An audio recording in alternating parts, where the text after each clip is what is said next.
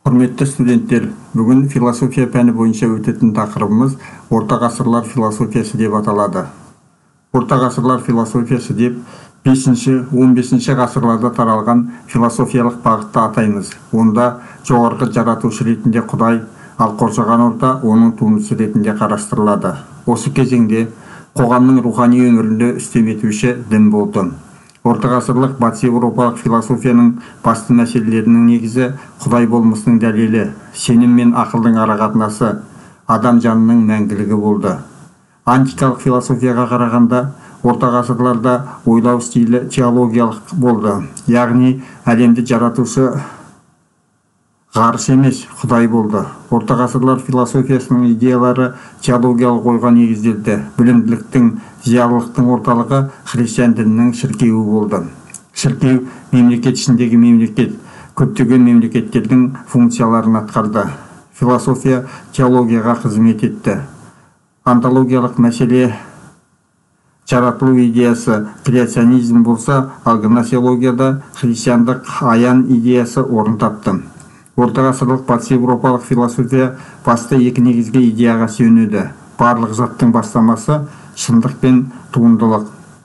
Орта ғасырлық батыс еуропалық философиясында үстемдік етуші дүниетаным христиандық болды. Орта ғасырлық батыс еуропалық философияның келесі кезеңдерге бөлуге болады.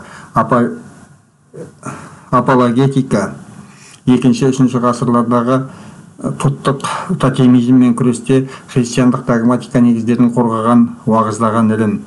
Патристика тринитарлық мәселе, яғни әке, ұл және қасиетті рух мәртебесі арақатынасы туралы ілім. Христологиялық мәселе, яғни Христостағы екі құдайлық, яғни құдайлық және адамдық екі бастама туралы. Антропологиялық мәселе, яғни құтқару мен арылу барысындағы Құдайдың мейірімі мен адамның күнәһарлық табиғаты жөніндегі ілім. Схоластика орта ғасырлық теологиялық ілім, философияның теология қызмет ететін тұсы. Схоластиканың 3 кезеңі болды. Балауса схоластика 9-10 ғасырларды қамтыды. Кемеліне жеткен схоластика 10 ғасыр және схоластиканың құлдырау кезеңі 14-15 ғасырлар. Схоластикалық философияның негізгі мәселесі Құдайдың бар екенін рационалды дәлелдеу. Жалпылықтың жекелікке қатынасы немесе универсали, яғни жалпылық ұғым мәселесі. Осы сұрақтарға жауап бере келе схоластикада екі бағыт пайда болды. Номинализм бойынша алдымен қандай да бір зат болса, яғни оған ат беріледі. Олар Құдайдың бар екендігін былай дәлелдейді. Әке Құдай, ұл Құдай, рух Құдай. Номинализм өкілдері Абельяр, Расселин, Жан Буридан. Реализм бағыты бойынша алдымен заттың өзі емес, оның жалпы атауы универсалилер пайда болады. Яғни сөз, соған сәйкес зат болады.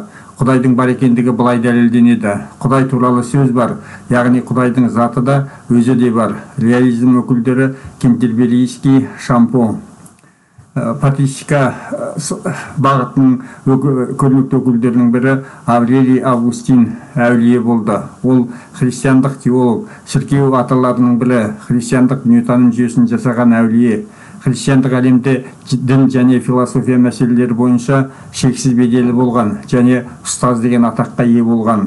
Антиктік мәдени мұра мен оған христиандықтың қатысы туралы пікірталаста сенім мен ақылдың үйлесімділігі туралы ілімді тұжырымдап, қасиетті жазу мен қасиетті өсиеттің күмәнсіз беделдігін мойындай отырып, адамның діни өміріндегі ғылым мен философияның рөлін кемітпеді. Августин жүйесінде рухани бастауларды әсерлеу тән.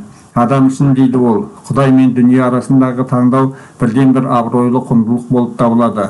Адам тіршілігі құндылықтарының арасында ылғи жақсы көріп аялайтын игіліктер мен тек пайдалануға жарайтындарын бөлуге болады. Біріншісіне тіршіліктің бастауы болып табылатын абсолютті жақсылық ретінде Құдайды сүйіп жатады. Екіншісіне адамзат мәдениетінің жемістері мен нақты дүние игіліктері қосуға болады.